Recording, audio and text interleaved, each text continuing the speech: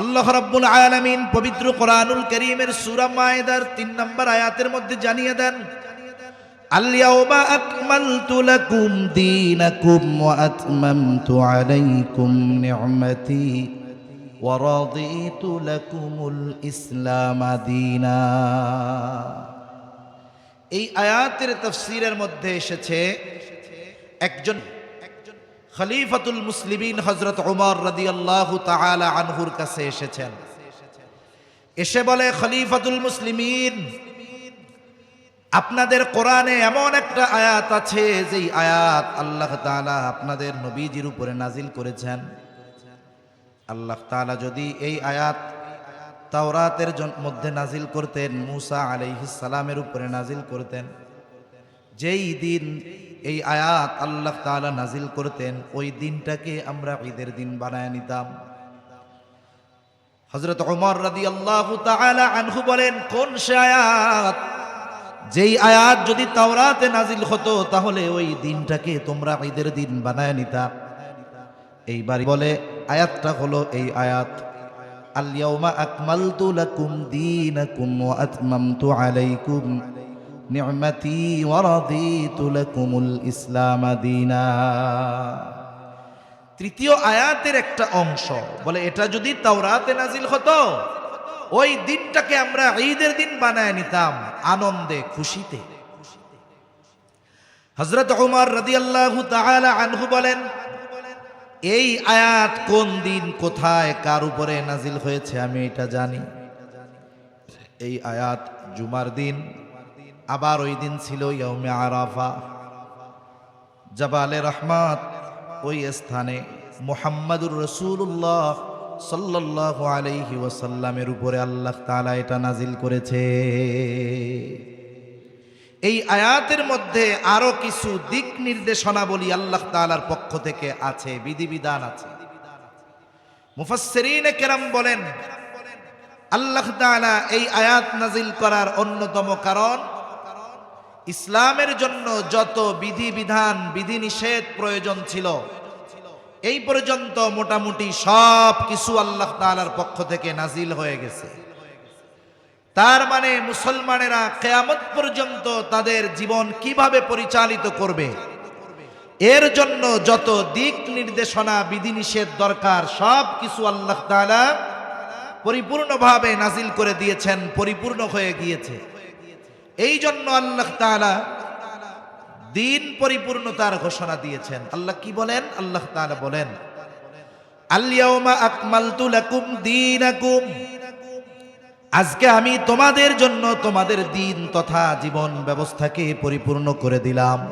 তার মানে আমরা আমাদের গোটা হায়াত কিভাবে পরিচালিত করব, এক কথায় প্রতিটা পদক্ষেপ কিভাবে ফেলবো, প্রতিটা পদক্ষেপ কিভাবে আমরা ফেলবো, সামনে কিভাবে প্রতিটা মুহূর্ত অগ্রসর হব, কিভাবে আমার ব্যক্তিগত জীবন পরিচালিত করব, কিভাবে আমার সমাজ জীবন পরিচালিত করব, কিভাবে আমার পারিবারিক জীবন পরিচালিত করব, কিভাবে আমার রাজনৈতিক জীবন পরিচালিত করব, কিভাবে আমার অর্থনৈতিক জীবন পরিচালিত করব, কিভাবে আমি মানুষের সাথে মিলব, কেমন হবে আমার লেনদেন, কেমন হবে মানুষের সাথে আমার আচার আচরণ, আল্লাহ রব্বুল আলামিন সব কিছু পরিপূর্ণভাবে আমাদেরকে জানিয়ে দিয়েছে।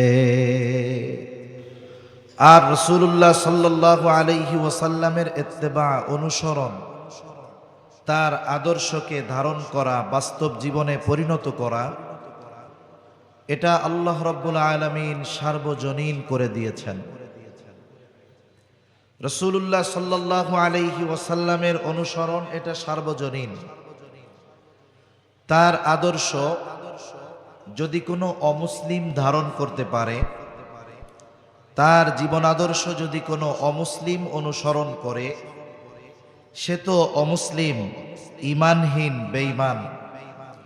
ঈমান না থাকার কারণে সে জান্নাতে যেতে পারবে না ঠিক, কিন্তু জাগতিক জগতে রাসূলুল্লাহ সাল্লাল্লাহু আলাইহি ওয়াসাল্লামের আদর্শকে ধারণ করার কারণে এই জাগতিক সফলতা সে অর্জন করবে।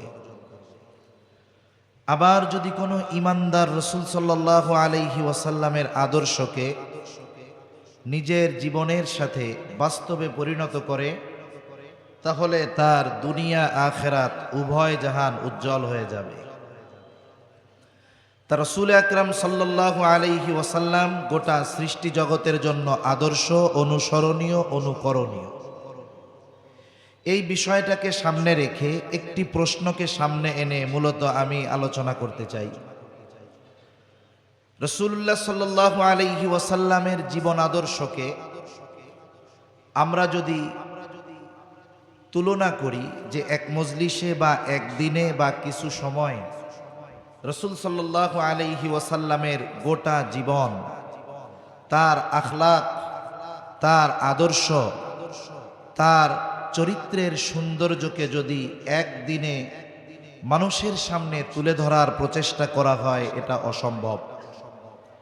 আমার তো মনে হয় মহাসাগরের সবচাইতে গভীরতম জায়গা, ওই জায়গার তলদেশ খুঁজে পাওয়া সম্ভব। এভারেস্টের চূড়ায় বারবার মানুষ পৌঁছাচ্ছে, সেটা সম্ভব। কিন্তু প্রকৃতভাবে রাসূলুল্লাহ সাল্লাল্লাহু আলাইহি ওয়াসাল্লামের চরিত্রের সৌন্দর্য বর্ণনা করা এটা দুনিয়ার মানুষের জন্য অসম্ভব। কেন অসম্ভব? কারণ এই দুনিয়াতে আমাদের চারিত্রিক সত্যায়ন সনদপত্র আমরা আনি হয়তো ইউনিয়ন চেয়ারম্যানের থেকে, পৌরসভার কাউন্সিলর অথবা মেয়র থেকে। অনেক সময় দেখা যায় এলাকার সবচাইতে বুজুর্গ ভালো মানুষটার চরিত্র যিনি সত্যায়ন করতেছেন, তিনি হলেন ওই এলাকার সবচাইতে বড় দুর্নীতিবাজ, চোর, খারাপ মানুষ। কিন্তু রাসূল আকরাম সাল্লাল্লাহু আলাইহি ওয়াসাল্লামের চরিত্রের মূল সত্যায়ন স্বয়ং আল্লাহ তাআলা কোরআনুল কারীমের মধ্যে করেছেন। এবং নবীজির চরিত্রের সত্যায়ন করতে গিয়ে আল্লাহ তাআলা বলেন, ওয়া ইন্নাকা লাআলা খুলুকিন আযীম, আপনি মহান চরিত্রে অধিষ্ঠিত। নবীজির এই মহান চরিত্রের গুণগান বর্ণনা বাস্তবিক পক্ষে দুনিয়ার কোনো মানুষের দ্বারা করা সম্ভব নয়, কারণ ওই চরিত্রকে আরশে আজিমের মালিক মহান চরিত্র বলে অভিহিত করেছেন। রাসূল আকরাম সাল্লাল্লাহু আলাইহি ওয়াসাল্লাম গোটা সৃষ্টি জগতের জন্য অনুসরণীয়। কেন?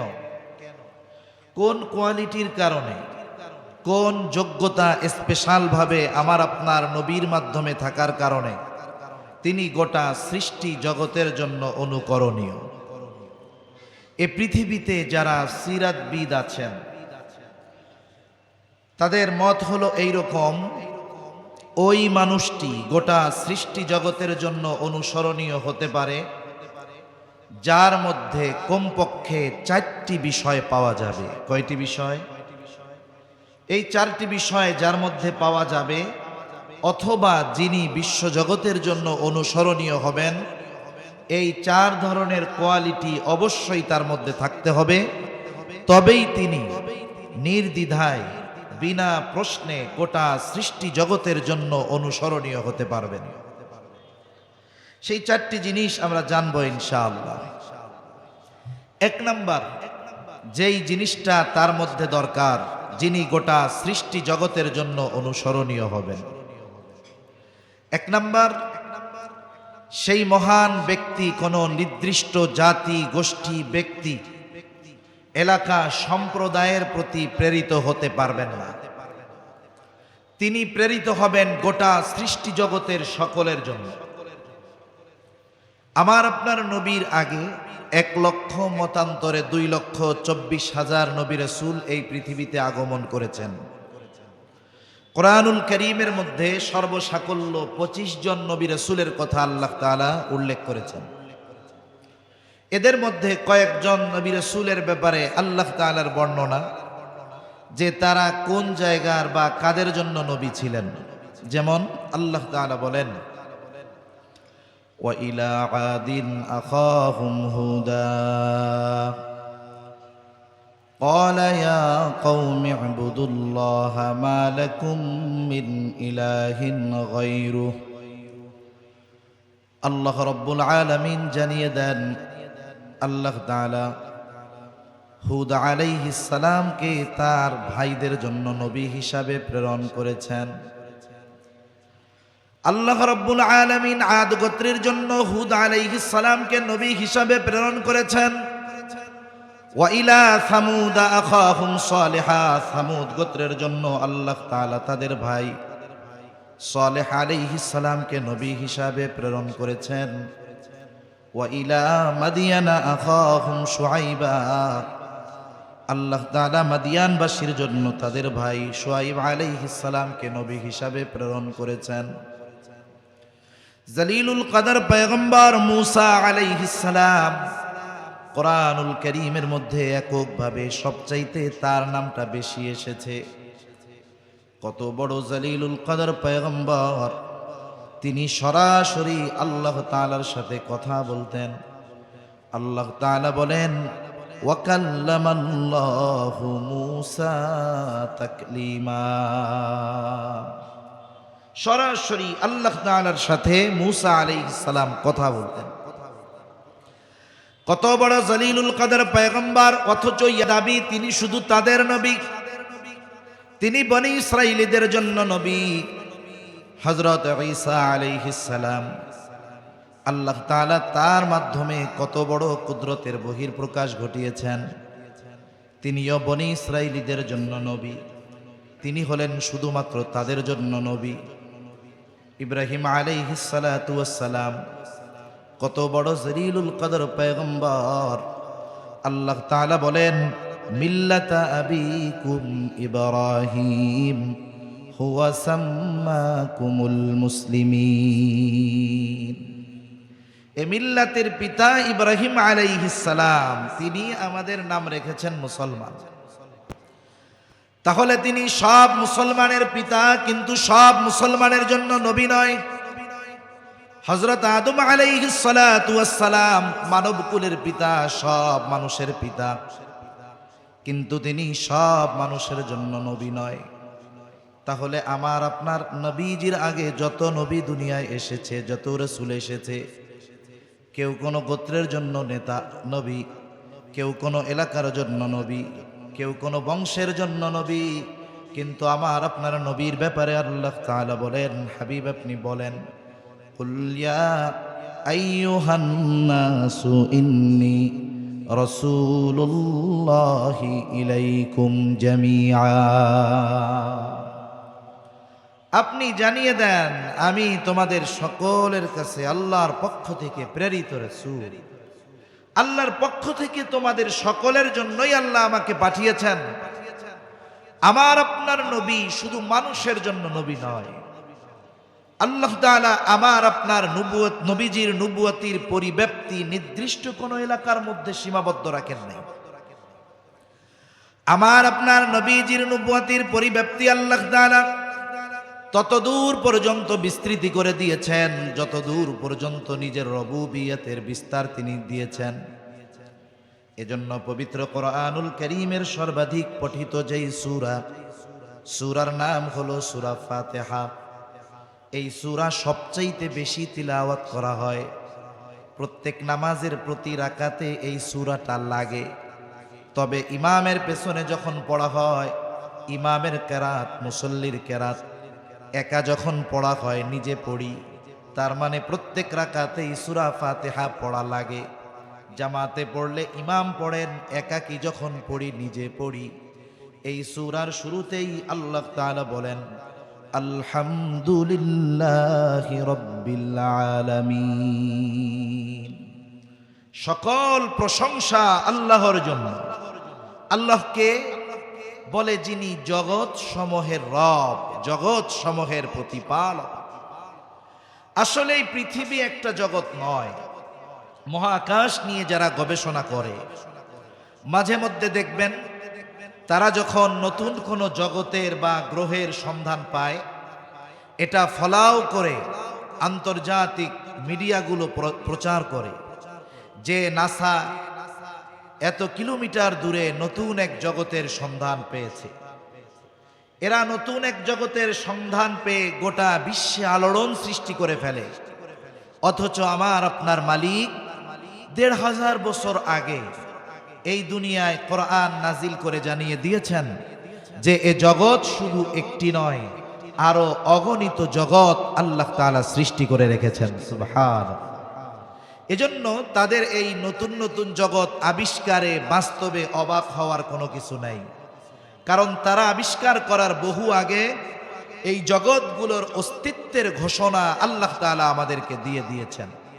শুধু তাই না, এই প্রথম আসমানের নিচে এত জগৎ আছে যে নাসা সহ পৃথিবীর যত বিজ্ঞান গবেষণা মহাকাশ গবেষণা কেন্দ্র আছে, এরা যদি শত শত বছরও রিচার্জ করে গবেষণা করে, প্রথম আসমানের নিচে কত জগৎ আছে, গ্রহ আছে, এর হিসাব তারা বাহির করতে পারবে না। সুবহানাল্লাহ।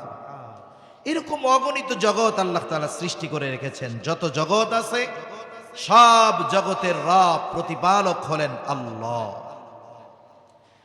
যেই আল্লাহ সকল জগৎ সমূহের রব, সকল জগৎ সমূহের পরিচালক, যেই আল্লাহ সকল জগৎ সমূহের প্রতিপালক, তিনি আমার আপনার নবীর ব্যাপারে বলেন, ওয়ামা আরসালনাকা ইল্লা রাহমাতাল লিল আলামিন।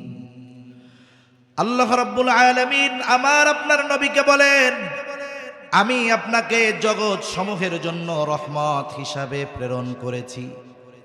তার মানে যত জগৎ আছে সব জগতের রব প্রতিপালক হলেন আল্লাহ। যত জগৎ আছে সব জগতের জন্য রহমত হলেন মুহাম্মাদুর রাসূলুল্লাহ সাল্লাল্লাহু আলাইহি ওয়াসাল্লাম। এই সৃষ্টি জগতে একটা ইঞ্চি জায়গা নাই যেই জায়গার রব আল্লাহ তাআলা নন। একটা ইঞ্চি জায়গা সৃষ্টি জগতের কোথাও নাই। অনুরূপভাবে সৃষ্টি জগতের মধ্যে একটা ইঞ্চি জায়গা কোথাও নাই যেই জায়গার রহমত মুহাম্মাদুর রাসূলুল্লাহ সাল্লাল্লাহু আলাইহি ওয়াসাল্লাম নন। তার মানে আল্লাহ তাআলা আমার আপনার নবীজির নবুয়তির বিস্তৃতি কত দূর দিয়েছেন, নিজের রবুবিয়তের বিস্তৃতি যত দূর, আমার আপনার নবীজির নবুয়তির বিস্তৃতি আল্লাহ তাআলা তত দূর পর্যন্ত দিয়েছেন। যেই জায়গার রব আল্লাহ, ওই জায়গারও নবী মুহাম্মাদুর রাসূলুল্লাহ সাল্লাল্লাহু আলাইহি ওয়াসাল্লাম। এজন্য কবি কত সুন্দর কথা বলেন, রবুবিয়ত খুদা কি হ্যায় জাহাঁ তক, নবুয়তি মুস্তাফা কি হ্যায় ওহা তক। তাহলে আমার আপনার নবী নির্দিষ্ট কোনো জাতি গোষ্ঠীর জন্য নবী নয়, নির্দিষ্ট কোনো এলাকার জন্য নবী নয়। আমার আপনার নবী হলেন গোটা সৃষ্টি জগতের জন্য নবী। বলেন তো, এই বিশেষ গুণ আমার আপনার নবীর আগে আল্লাহ তাআলা কাউকে দিয়েছেন? দেন নাই।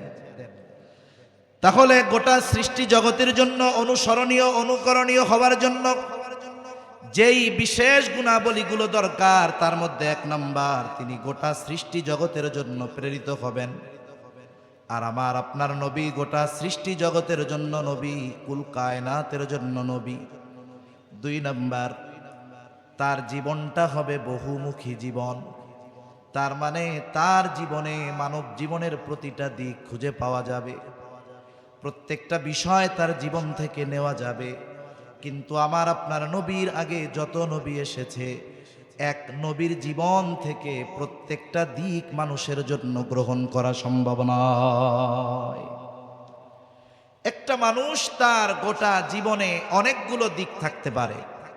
যেমন একটা মানুষ বিচারক হতে পারে, একটা মানুষ রাষ্ট্র পরিচালক হতে পারে, একটা যুবক স্বামী হতে পারে, এক সময় বৃদ্ধ হবে সে শ্বশুর হতে পারে, দাদা নানাও হতে পারে, এক সময় সে রাষ্ট্র পরিচালক হতে পারে। এক কথায় মানুষের যত দিক আছে, পরিচয় আছে, সে যদি ওই পরিচয়টায় আদর্শবান হতে চায়, তাহলে রাসূলুল্লাহ সাল্লাল্লাহু আলাইহি ওয়াসাল্লামের জীবন আদর্শের মধ্যে সেটা সে খুঁজে পাবে। যেমন মনে করেন একজন ব্যক্তি চিন্তা করলো আমি আদর্শ স্বামী হব, আদর্শ স্বামী হওয়ার জন্য সে চিন্তা করলো আমি অনুসরণ করব ঈসা আলাইহিস সালামকে। বাস্তবতা হলো কেউ যদি আদর্শ স্বামী হওয়ার জন্য ঈসা আলাইহিস সালামের জীবন আদর্শ থেকে আদর্শ স্বামীর গুণাবলী গ্রহণ করতে চায়, এটা সম্ভব নয়। কেন? কারণ উনি যতদিন এই দুনিয়াতে ছিলেন, আল্লাহ তাআলা ওনাকে আসমানে উঠিয়ে নিয়ে যাওয়ার আগ পর্যন্ত ঈসা আলাইহিস সালাম এই সময়টাতে বিবাহই করেন নাই। তাহলে যিনি বিবাহই করেন নাই, তার থেকে আদর্শ স্বামী হওয়ার গুণ কোথায় পাওয়া যাবে? যাবে না। এখন কেউ যদি চিন্তা করে আমি একজন শাসক হয়েছি, আমি আদর্শ শাসক হব, তাহলে এক কাজ করা যায়, এই আদর্শ শাসকের গুণাবলী আমি মূসা আলাইহিস সালামের থেকে গ্রহণ করব। বাস্তবতা হলো মূসা আলাইহিস সালাতু ওয়াস সালাম বিশাল এক জামাতের নেতা ছিলেন, বনি ইসরাইলীদের নবী ছিলেন, কিন্তু উনি রাষ্ট্রকার্য পরিচালনা করেন নাই। এই জন্য কেউ যদি আদর্শ রাষ্ট্র পরিচালকের গুণ মূসা আলাইহিস সালাম থেকে গ্রহণ করতে চায়, এটা সম্ভব নয়, কারণ উনি রাষ্ট্র পরিচালক ছিলেন না। এখন যদি কেউ চিন্তা করে আমি আদর্শ বিচারক হব, আদর্শ বিচারক হওয়ার জন্য আমি কার আদর্শ গ্রহণ করব? উনি চিন্তা করলেন আমি আদম আলাইহিস সালাম থেকে আদর্শ বিচারকের গুণ অর্জন করব। তাহলে দেখা যাবে আদর্শ বিচারকের গুণ তিনি আদম আলাইহিস সালাতু ওয়াস সালাম থেকে পাবেন না। কিন্তু তিনি যদি আদর্শ বিচারক, আদর্শ রাষ্ট্রপ্রধান, আদর্শ শাসক, আদর্শ স্বামী, আদর্শ সেনাপতি, এক কথায় মানব জগতের যতগুলো দিক আছে প্রত্যেকটা দিকে সে যদি আদর্শ আচরণ, আদর্শ অর্জন করতে চায়, নবীজির জীবনীর মধ্যে যদি সে তালাশ করে, মানব জীবনের প্রত্যেকটা দিকের উত্তম আদর্শ নবীজির জীবন থেকে গ্রহণ করা যাবে। তাহলে আমার আপনার নবীজির জীবন একমুখী নয়। আবার এমন হতে পারে যে চিন্তা করতে পারি যে সুখের সময় তো কি করতে হবে বুঝলাম, কিন্তু দুঃখের সময় কি করব? যখন কষ্ট, ক্লেশ, বিপদ আপদ, বালা মুসিবত আসবে তখন কি করণীয়? আমি আপনি যদি নবীজির জীবনীর দিকে তাকাই, তাহলে কষ্ট ক্লেশ যখন ছিল, মুসিবত যখন ছিল, চতুর্দিকে শত্রুতাকে বেষ্টিত করে রেখেছিল, ওই অবস্থায় তিনি কেমন ভাবে জীবন পরিচালনা করেছেন এটা নবীর থেকে পাওয়া যাবে। নবীজি আনন্দের সময় কেমন ভাবে জীবন অতিবাহিত করেছেন নবীজির থেকে পাওয়া যাবে। এক কথায় আমার আপনার নবীজির জীবন একমুখী নয়, আমার আপনার নবীজির জীবন বহুমুখী। আমার আপনার নবী শুধু মসজিদে নববীর মধ্যে ইমামতি করেন নাই, আমার আপনার নবীজি মসজিদে নববীর ভিতরে বসে রাষ্ট্র পরিচালনাও করেছেন। ঠিক কিনা বলেন? সেজন্য একটা মানুষ যদি জীবনের প্রতিটা দিক নবীজির জীবন থেকে গ্রহণ করতে চায়, নবীজির সিরাত অধ্যয়ন করলে এটা পাওয়া সম্ভব। তাহলে 2 নম্বর বিষয়টা হলো, যিনি গোটা সৃষ্টি জগতের জন্য অনুসরণীয়, অনুকরণীয় হবেন, তার জীবনটা একমুখী হবে না, তার জীবনটা বহুমুখী হবে। মানুষ যদি কোনো বিষয় তার জীবন থেকে গ্রহণ করতে চায়, তাহলে নবীজির জীবনী সিরাত অধ্যয়ন করলে ওই জিনিসটা সে নবীজির জীবন থেকে পেয়ে যাবে। এই রকম বহুমুখী জীবন আল্লাহ তাআলা একমাত্র আমার আপনার নবী মুহাম্মদুর রাসূলুল্লাহ সাল্লাল্লাহু আলাইহি ওয়াসাল্লামকেই দান করেছে। অতীতের কোন নবীদের ব্যাপারে ব্যাপকভাবে প্রত্যেকটা জিনিসের ক্ষেত্রে পরিপূর্ণ বিষয় অর্জন করা অসম্ভব। 3 নাম্বার, তার মধ্যে যেই গুণগুলো থাকবে, 3 নাম্বার বিষয় হলো তার দ্বারা এমন কিছু পূর্ণতা লাভ করবে যা তার আগে পূর্ণতা লাভ করে নাই। এমন কিছু বিষয় আছে, গুরুত্বপূর্ণ বিষয়, যে বিষয়গুলো আমার আপনার নবীর আগে আল্লাহ তাআলা পূর্ণতা প্রদান করান নাই। কি বিষয়? যেগুলো আমার আপনার নবীর মাধ্যমে আল্লাহ তাআলা পূর্ণতা প্রদান করেছেন। 1 নাম্বার, আল্লাহ তাআলা আমার আপনার নবীজির মাধ্যমে আমাদের জীবন ব্যবস্থায় পূর্ণতা আল্লাহ তাআলা প্রদান করেছে। আল্লাহ রাব্বুল আলামিন পবিত্র কোরআনুল কারীমের সূরা মায়েদার ৩ নম্বর আয়াতের মধ্যে জানিয়ে দেন, আল-ইয়াওমা আকমালতু লাকুম দীনাকুম ওয়া আতমামতু আলাইকুম নি'মাতি ওয়া রাদিতু লাকুমুল ইসলাম দীনা। এই আয়াতের তাফসীরের মধ্যে এসেছে একজন ইহুদি খলিফাতুল মুসলিমিন হযরত ওমর রাদিয়াল্লাহু তাআলা আনহুর কাছে এসেছেন। এসে বলে, খলিফাতুল মুসলিমিন, আপনাদের কোরআনে এমন একটা আয়াত আছে যেই আয়াত আল্লাহ তাআলা আপনাদের নবীজির উপরে নাজিল করেছেন। আল্লাহ তাআলা যদি এই আয়াত তাওরাতের মধ্যে নাজিল করতেন, মূসা আলাইহিস সালামের উপরে নাজিল করতেন, যেই দিন এই আয়াত আল্লাহ তাআলা নাজিল করতেন ওই দিনটাকে আমরা ঈদের দিন বানায় নিতাম। হযরত ওমর রাদিয়াল্লাহু তাআলা আনহু বলেন, কোন সে আয়াত? যেই আয়াত যদি তাওরাতে নাজিল হতো তাহলে ওই দিনটাকে তোমরা ঈদের দিন বানায় নিতা। এইবার বলে, আয়াতটা হলো এই আয়াত, আল-ইয়াওমা আকমালতু লাকুম দীনাকুম ওয়া আতমামতু আলাইকুম নি'মাতি ওয়া রাদিতু লাকুমুল ইসলাম দীনা। তৃতীয় আয়াতের একটা অংশ বলে, এটা যদি তাওরাতে নাজিল হতো ওই দিনটাকে আমরা ঈদের দিন বানায় নিতাম আনন্দে খুশিতে। হযরত ওমর রাদিয়াল্লাহু তাআলা আনহু বলেন, এই আয়াত কোন দিন, কোথায়, কার উপরে নাজিল হয়েছে আমি এটা জানি। এই আয়াত জুমার দিন, আবার ওই দিন ছিল ইয়াউমে আরাফা, জাবালে রহমত।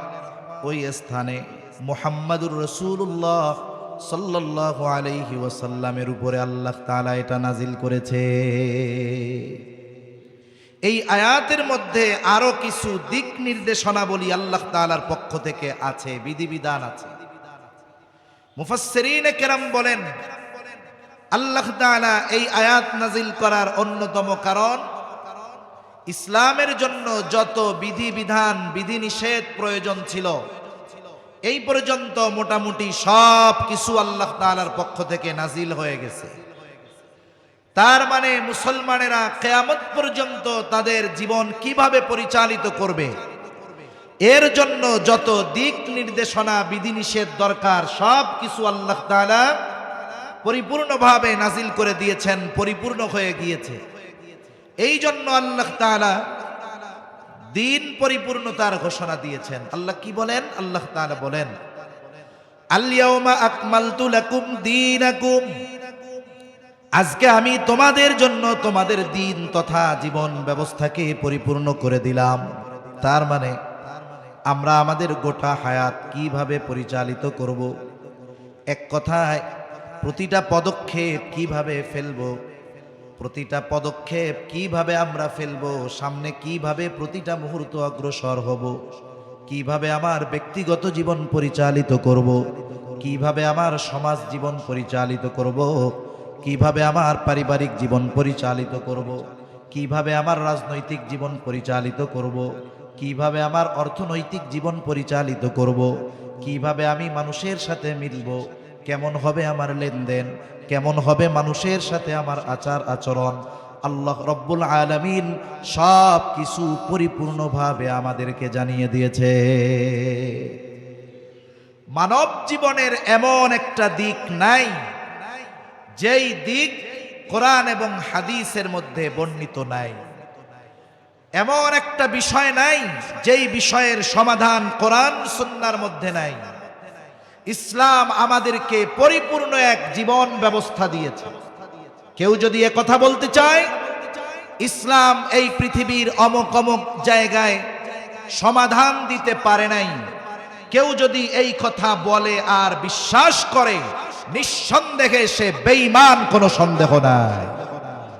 মূলত এ কথা বলে বলেই এই পৃথিবী থেকে ইসলামী অনুশাসন, ইসলামী আইন বাস্তবায়নের ভয় মানুষের অন্তরের মধ্যে ঢুকিয়ে দেওয়া হয়। বলা হয় ইসলামী শাসন ব্যবস্থা যদি প্রতিষ্ঠিত হয়ে যায় মানুষ স্বাধীনতা পাবে না, ইসলামী জীবন ব্যবস্থা যদি প্রতিষ্ঠিত হয়ে যায়, ইসলামী আইন যদি বাস্তবায়ন হয়ে যায় তাহলে মানুষ স্বাধীনভাবে চলাচল করতে পারবে না। আসলে বাস্তবতা হলো ইসলামী শাসন ব্যবস্থা যদি প্রতিষ্ঠিত হয়, ইসলাম বিদ্বেষী, বাটপার, দুর্নীতিবাজ আর জালেমরাই মূলত এই পৃথিবীতে টিকতে পারবে না। কখনো চোর চায় না যে চুরির অপরাধ শাস্তিটা কোরআন সুন্নাহর আলোকে দেওয়া হোক, কারণ চোর জানে শরঈ আইন যদি বাস্তবায়ন হয়ে যায়, এখন তো লক্ষ লক্ষ ডলার চুরি করে পার পাওয়া যায়, তখন আর পার পাওয়া যাবে না, হাত কাটা যাবে। ঠিক কিনা বলেন? যেগুলো ব্যভিচার, ধর্ষণের সাথে জড়িত, এরা কখনো চায় না ধর্ষণের শাস্তিটা ইসলামী আইন অনুসারে হোক। কেন? কারণ দেখা যাবে শাস্তি যদি প্রয়োগ হয়, ওই ধরনের চিটিংবাজ বাটপাররাই আগে শাস্তির মুখোমুখি হবে। কিন্তু যারা পরিপূর্ণ নিরাপত্তা চায়, যারা পরিপূর্ণভাবে শান্তিতে বসবাস করতে চায়, যারা ইনসাফ চায়, যারা ন্যায় পরায়ণতা চায়, যারা ন্যায় বিচার চায়, যারা মানবতার হক চায়, যেই মানুষগুলো তাদের ন্যায্য অধিকার বুঝে পেতে চায়, তারাই চায় ইসলামের মাধ্যমে, কোরআন সুন্নাহর মাধ্যমে গোটা পৃথিবী পরিচালিত হোক। ঠিক কিনা বলে? সেজন্য আমরা ইসলামী অনুশাসন পাচ্ছি না, এটা আমাদের দুর্ভাগ্যের ব্যাপার। কিন্তু এজন্য একথা বলার সুযোগ নাই যে ইসলামী আইন বাস্তবায়ন হলে এই পৃথিবী পিছিয়ে যাবে। এটা নিঃসন্দেহে মিথ্যা এবং একটি ভ্রান্ত চিন্তা। ঠিক কিনা বলেন? তাহলে আল্লাহ তাআলা আমাদের দ্বীন তথা জীবন ব্যবস্থাকে পরিপূর্ণ করে দিয়েছে। এরপর আল্লাহ রাব্বুল আলামিন বলেন, وَأَتْمَمْتُ عَلَيْكُمْ نِعْمَتِي وَرَضِيتُ لَكُمُ الْإِسْلَامَ دِينًا। আল্লাহ তাআলা বলেন, وَأَتْمَمْتُ عَلَيْكُمْ نِعْمَتِي, আর তোমাদের উপর আমি আমার নেয়ামত সমূহকে পরিপূর্ণ করে দিলাম। وَرَضِيتُ لَكُمُ الْإِسْلَامَ دِينًا, এবং তোমাদের জন্য ইসলামকেই দিন হিসাবে মনোনীত করলাম।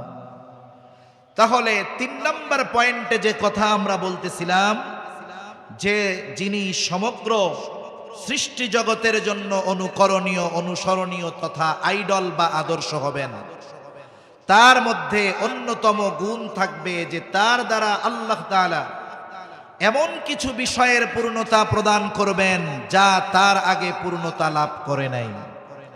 তাহলে আমার আপনার নবীর দ্বারা ১ নম্বরে পূর্ণতা লাভ করেছে দ্বীন। বলেন তো, আমার আপনার নবীর আগে কোন নবীর মাধ্যমে দ্বীনকে আল্লাহ তাআলা পরিপূর্ণতার ঘোষণা দিয়েছেন? দেন নাই। তাহলে ১ নম্বর, আমার আপনার নবীর মাধ্যমে আল্লাহ তাআলা দ্বীনকে পরিপূর্ণতা দিয়েছেন। ২ নম্বর, আমার আপনার নবীর মাধ্যমে আল্লাহ তাআলা নেয়ামতের পূর্ণতা প্রদান করেছেন। যেই বাক্যের মধ্যে দ্বীন পরিপূর্ণতার ঘোষণা আল্লাহ তাআলা দিয়েছেন, ওই বাক্যের মধ্যেই নেয়ামত পরিপূর্ণতার ঘোষণা আল্লাহ তাআলা দিয়েছেন। কারণটা কি? বুজুর্গানে দ্বীন বলেন, এখানে একটা বিষয় তো বোঝাই যায়, যেখানেই পরিপূর্ণ দ্বীন সেখানেই আল্লাহ তাআলার পক্ষ থেকে পরিপূর্ণ নেয়ামত। এমন এক নবী আমাদেরকে আল্লাহ দান করেছেন।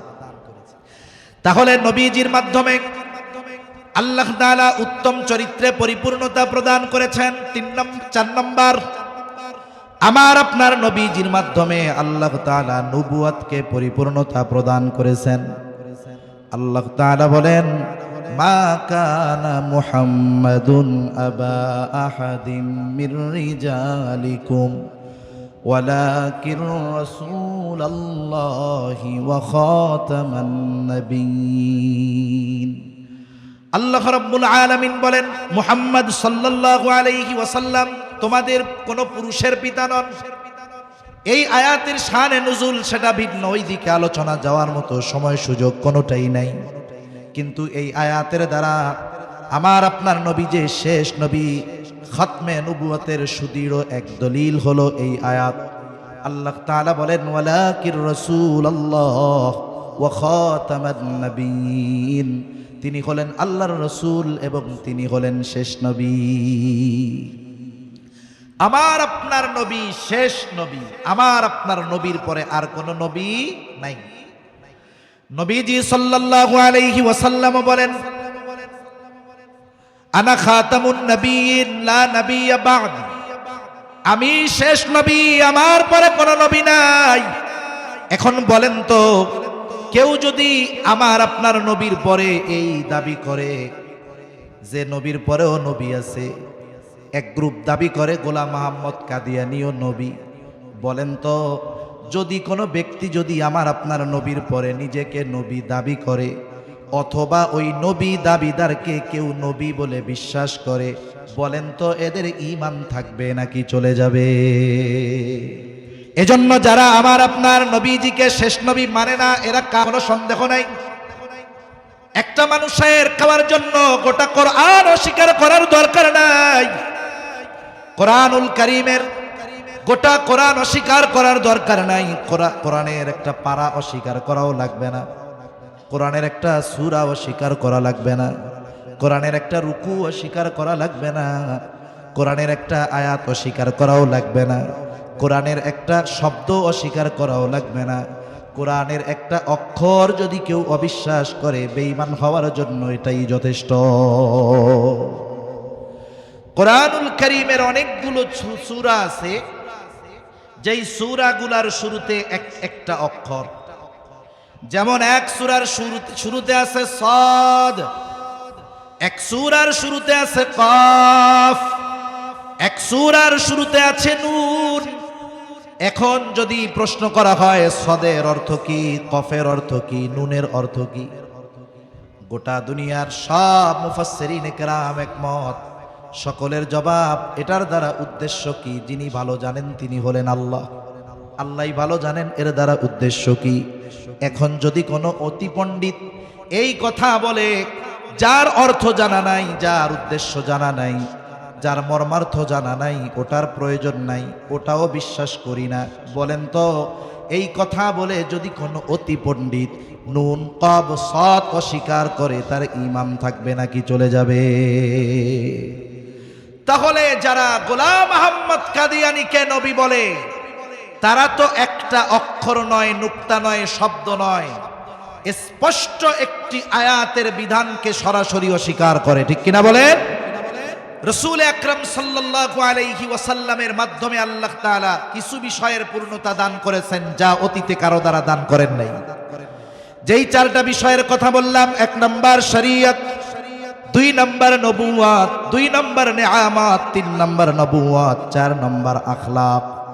এবার একটু পেছনের দিকে আমরা যাই। আলোচনা করতেছিলাম যিনি গোটা সৃষ্টি জগতের জন্য অনুসরণীয় হবেন, তার মধ্যে এমন কিছু গুণাবলী থাকবে যা অন্য কারো মধ্যে নাই। 1 নাম্বারটা ছিল তিনি গোটা সৃষ্টি জগতের সকলের জন্য প্রেরিত হবেন, কোনো দল মত নির্বিশেষে, জাতি গোষ্ঠী নির্বিশেষে নয়, সমগ্র সৃষ্টির জন্য তিনি প্রেরিত হবেন। সেই গুণ আমার আপনার নবীর মধ্যে আল্লাহ তাআলা পরিপূর্ণ দিয়ে দিয়েছেন। 2 নাম্বার, তার জীবন একমুখী হবে না, বরং বহুমুখী হবে। জীবনের যেই দিকটাই তার জীবন থেকে গ্রহণ করার ইচ্ছা করা হোক না কেন, সিরাতের কিতাব খুললে তার ওই দিকটাই তার জীবন থেকে নেওয়া যাবে। 3 নাম্বার, তার দ্বারা আল্লাহ রাব্বুল আলামিন এমন কিছু বিষয়ের পূর্ণতা প্রদান করবেন যা তার অন্য কারো দ্বারা তার আগে পরিপূর্ণতা লাভ করে নাই। আমার আপনার নবীর মাধ্যমে কোন কোন বিষয় আল্লাহ তাআলা পূর্ণতা প্রদান করেছেন আমরা জেনেছি। বিশেষ করে 4টি বিষয়ের কথা জানলাম। 1 নাম্বার শরীয়ত, 2 নাম্বার নেয়ামত, 3 নাম্বার নবুয়ত, 4 নাম্বার আখলাক। এখন চতুর্থ গুণ, যেটা গোটা সৃষ্টি জগতের আদর্শ হওয়ার জন্য জরুরি, সেটা কি? বলে তিনি আল্লাহ তাআলার পক্ষ থেকে যে বিধানাবলী নিয়ে আসবেন, তার কাছে আল্লাহ তাআলা যেই ওহী প্রেরণ করবে সেটা এবং তার জীবন আদর্শ নির্ভুলভাবে তার অনুসারীদের কাছে পৌঁছাতে হবে। তার মানে আমার আপনার নবীর উপরে আল্লাহ তাআলা নাজিল করেছেন কোরআনুল কারীম, এটা নির্ভুলভাবে তার অনুসারীদের কাছে পৌঁছাতে হবে।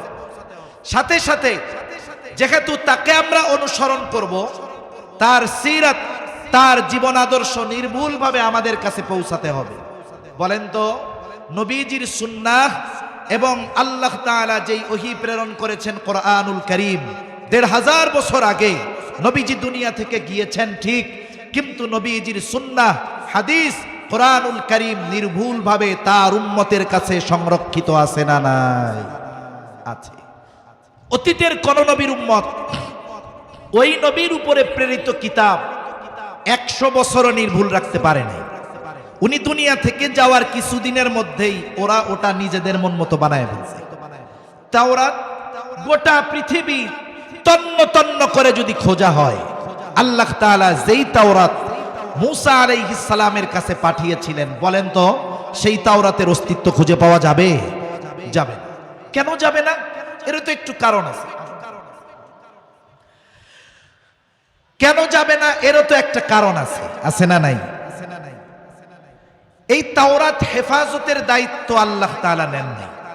তাওরাত হেফাজতের দায়িত্ব আল্লাহ নিজের কাছে রাখেন নাই। আল্লাহ তাআলা বলেন, ইন্না আনজালনাত তাওরাতা ফিহা হুদাও ওয়া নূর ইয়াহকুমু বিহান নাবিয়্যুনাল্লাযীনা আসলামু লিল্লাযীনা হাদু ওয়ার রাব্বানিয়্যুনা ওয়াল আহবারু বিমাস্তুহফিযু মিন কিতাবিল্লাহ।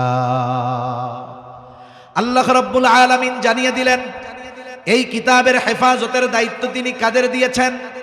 এই তাওরাত দ্বারা অনুগত নবীগণ ইহুদিদের মধ্যে ফয়সালা দিতেন, ওয়ার রব্বানিয়ুনরা দিতেন। তাফসীরের মধ্যে আসছে এনারা হলো ফকিহগণ দিতেন। ওয়ার রব্বানিয়ুনা ওয়াল আহবার দিতেন যারা আহরাব ছিলেন তারা, মানে যারা সাধারণ আলেম ছিল তারা দিত। এখন কেন তারা এই ফয়সালাগুলো দিত? আল্লাহ তাআলা জানায় দেন, বিমাস্তুহফিযু মিন কিতাবিল্লাহ, এই কিতাবের হেফাজতের দায়িত্ব আল্লাহ তাআলা তাদেরকেই দিয়েছিলেন। কিন্তু বলেন তো, কোরআন হেফাজতের দায়িত্ব আল্লাহ তাআলা কোন ফকিহ কোন আলেমকে দিয়েছেন, নাকি হেফাজতের দায়িত্ব স্বয়ং তিনি নিয়েছেন? কে নিয়েছেন হেফাজতের দায়িত্ব? আর আলেমদের ফকিহদের হেফাজতের দায়িত্ব দেওয়া হয়েছিল। ওরা একেবারে নিজেদের মন মতো ওইগুলাকে পরিবর্তন করে একেবারে অবস্থা খারাপ বানায়। কিন্তু কোরআনের ব্যাপারে আল্লাহ তাআলা জানিয়ে দেন শুরুতেই, যখন প্রাথমিক দিকে আবার আপনার নবীর উপরে ওহী নাজিল হতো, জিবরাইল আলাইহিস সালাম তিলাওয়াত করতেন, আর নবীজি চিন্তা করতেন যদি সুইটা যায়, ভুইলা যায়, এই চিন্তা করে তাড়াহুড়ো করে মুখস্থ করার জন্য বারবার তিনি জবান আউড়াইতে থাকতেন, নড়াতে থাকতেন, যেন ছুটে না যায়, যেন ভুলে না যায়, যেন পড়াটা ঠিক হয়।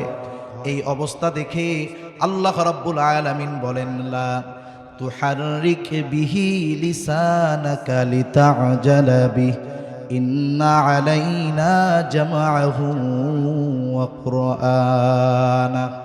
আল্লাহ রাব্বুল আলামিন বলেন, লা তুহাররিক লিসানাকা লিতা'জালা বিহি, আপনি তাড়াহুড়ো করে জবান বারবার আউড়াবেন না।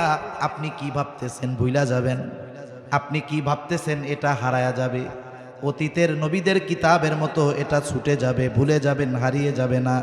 শুনে রাখেন হাবিব, ইন্না আলাইনা জামআহু ওয়া কুরআনা, এই কোরআন সংরক্ষণ করা এবং আপনাকে পড়িয়ে দেওয়ার দায়িত্ব আমি আল্লাহ নিয়েছি। সুতরাং যখন আপনার সামনে কোরআন তিলাওয়াত করা হয়, আপনাকে পড়িয়ে দিব এমনটা নয়। সুম্মা ইন্না আলাইনা বায়ানা, এই কোরআনের বিস্তর ব্যাখ্যা নিশ্চয়ই এটাও আমি আল্লাহ আপনাকে জানায়া দিব। ইন্না আলাইনা বায়ানা, এর ব্যাখ্যার দায়িত্ব আমি আল্লাহ তাআলার উপর। এই জন্য কিয়ামত পর্যন্ত কোরআনের শব্দ, বাক্য, অর্থ একটা নুক্তাও কেউ পরিবর্তন করতে পারবে না। শুধু তাই নয়, ইসলাম বিদ্বেষীরা যখন কোরআনের কোন আয়াতের অপব্যাখ্যা করে, উলামায়ে কেরাম বসে থাকে না, এই আয়াতের সঠিক ব্যাখ্যা নবী ও সাহাবায়ে কেরাম থেকে নিয়ে ওই অপব্যাখ্যাকারীদের বিরুদ্ধে দুর্বার আন্দোলন তারা গড়ে তোলে। সেজন্য কোরআনকে যেমন আল্লাহ তাআলা হেফাজত করেছেন, কোরআনের অর্থ, শব্দ, ব্যাখ্যাকেও হেফাজতের দায়িত্ব নিয়েছেন কে? জোরে বলেন না কে? আল্লাহ তাআলা নিয়েছেন। এজন্য আল্লাহ তাআলা বলেন, ইন্না নাহনু নাযালনা যিকরা ওয়া ইন্না লাহু লাহাফিজুন। আমি এই কোরআন নাজিল করেছি, হেফাজতের দায়িত্ব আমার। তাহলে শেষ পয়েন্ট কথাটা ছিল তার কাছে প্রেরিত শাশ্বত জীবন বিধান তথা ওহী তার উম্মতদের কাছে নির্ভুলভাবে পৌঁছাতে হবে। এখন বলেন তো, শুধু কোরআনের শব্দাবলী নয়, কোরআনের অর্থ ব্যাখ্যা সহ নির্ভুলভাবে এই উম্মতের কাছে সংরক্ষিত আছে না নাই? আছে। এবার তার শাশ্বত জীবন বিধান, তার সিরাত এই উম্মতের কাছে থাকতে হবে, তার আদর্শ উম্মতের কাছে সংরক্ষিত থাকতে হবে।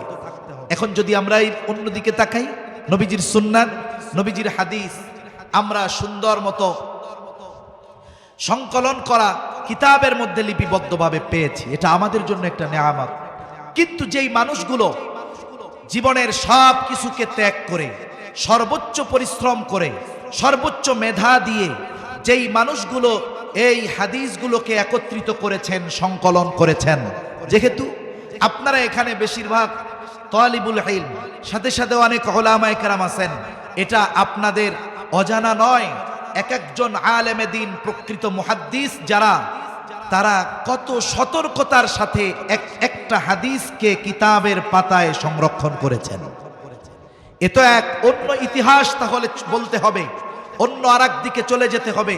তাহলে ওই মানুষগুলো সর্বোচ্চ আমানতদারিতার সাথে যার থেকে হাদিস গ্রহণ করেছেন, ওই ব্যক্তির ভিতরেও যদি সামান্য ত্রুটি বিচ্যুতি পরিলক্ষিত হয়েছে, তার থেকে হাদিস গ্রহণ করেন নাই।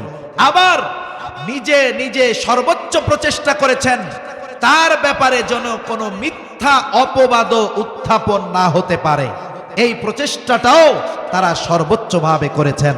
এই যে মানুষগুলোর ত্যাগ, তাদের তিতিক্ষা, তাদের পরিশ্রম, তাদের আমানতদারিতার কারণে ১৫০০ বছর আগে নবীজির পবিত্র জবানের বাণীগুলো নির্ভুলভাবে আমাদের কাছে আছে না নাই? শুধু তাই না, নবীজির সম্পর্কে আমরা এমন ভাবে জানতে পেরেছি, কোন নবী তার উম্মতেরা ওই নবীর গোটা দেহের আকৃতির বর্ণনা দিতে পারবে না, কিন্তু শামায়েলে তিরমিজি খুঁজেন, আমার আপনার নবীর দাঁত কেমন ছিল, চুল কেমন ছিল, কয়টা পাকা ছিল, নবী কিভাবে হাসতেন, নবী কিভাবে হাঁটতেন, নবী কিভাবে খাইতেন, নবী কিভাবে বসতেন, এইভাবে প্রত্যেকটা বিষয় নবীজির কর্ম, কাজ, কথা আমাদের সামনে লিপিবদ্ধ আকারে নির্ভুলভাবে আছে না নাই? আছে। তাহলে যার কাছে প্রেরিত শাশ্বত জীবন বিধান কোরআনুল কারীম নির্ভুলভাবে উম্মতের কাছে পৌঁছিয়েছে, তার জীবন আদর্শ সুন্নাত হাদিস নির্ভুলভাবে আমাদের কাছে পৌঁছিয়েছে, এটা অতীতের কোন নবীর কাছে পাওয়া যাবে না, নবীর উম্মতের মধ্যে পাওয়া যাবে না। সেজন্য সম্মানিত উপস্থিতি, নবীজি সাল্লাল্লাহু আলাইহি ওয়াসাল্লামই এই পৃথিবীর জন্য, গোটা সৃষ্টি জগতের জন্য অনুসরণীয়, অনুকরণীয়। এজন্য আল্লাহ তাআলা বলেন, লাকাদ কানা লাকুম ফি রাসূলিল্লাহি উসওয়াতুন হাসানাহ, অবশ্যই তোমাদের জন্য রাসূলের জীবন আদর্শের মধ্যেই রয়েছে উত্তম আদর্শ। আমরা যদি সেই আদর্শ ব্যক্তিগত জীবন, পারিবারিক জীবন, সামাজিক জীবন, রাষ্ট্রীয় জীবন, রাজনৈতিক জীবনে পরিপূর্ণভাবে ওই আদর্শকে বাস্তবায়ন করতে পারি, ইনশাআল্লাহ এই পৃথিবীতে ইনসাফ, ন্যায় পরায়ণতার সুবাতাস বইবে। আল্লাহ তাআলা আমাদের প্রত্যেককে নবীজির আদর্শে আদর্শিত হওয়ার তৌফিক দান করেন, আমিন। ওয়া আখিরু দাওয়ানা আলহামদুলিল্লাহি রাব্বিল আলামিন।